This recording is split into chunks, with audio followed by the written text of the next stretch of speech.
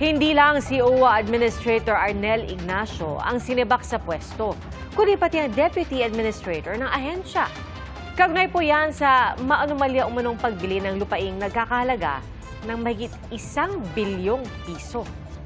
Saksi si Ivan Mayrina. Pareho po silang tinanggal, hindi po sila pinag-resign. Yan ang sinapit ni OWA Deputy Administrator Emma Sinclair ayon mismo sa palasyo. Katulad daw na ipinataw sa tagapamuno ng ahensya na si Arnel Ignacio na ngayon patuloy na iniimbestigahan. Ito lamang po ay isang senyales. Maaari nating sabihin na ito ay panawagan ng Pangulo sa lahat ng mga nagtatrabaho sa ilalim niya. Nagampanan ninyo ang inyong trabaho. Huwag tanggalin ang pangluloko o lokohan sa inyong pagtatrabaho dahil hindi po mangingimang Pangulong tanggalin kayo sa pwesto.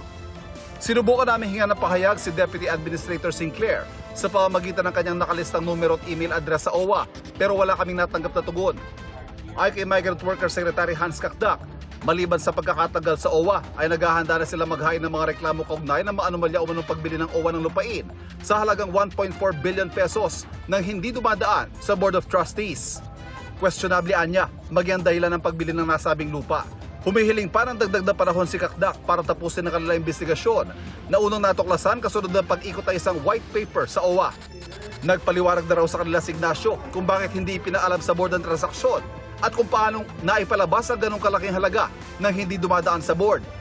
Pero kung si Kakdak ang tatanungin, kulang daw ang paliwanag ni Ignacio kaya niya ito inireport sa Pangulo na agad namang ipinag-utos ang pagsibak sa dating administrador.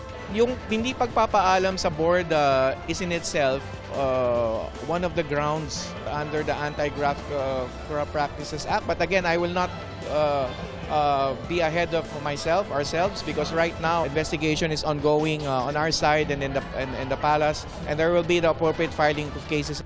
Hindi pa malinaw sa ngayon kung mababawi pa ang ipinambiling 1.4 billion pesos at kung ano ang mangyayari sa biniling lupain ng OWA.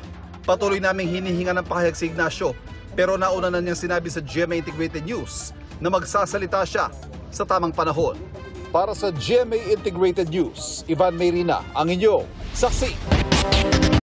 Mga kapuso, maging una sa saksi. Mag-subscribe sa GMA Integrated News sa YouTube para sa iba't ibang balita.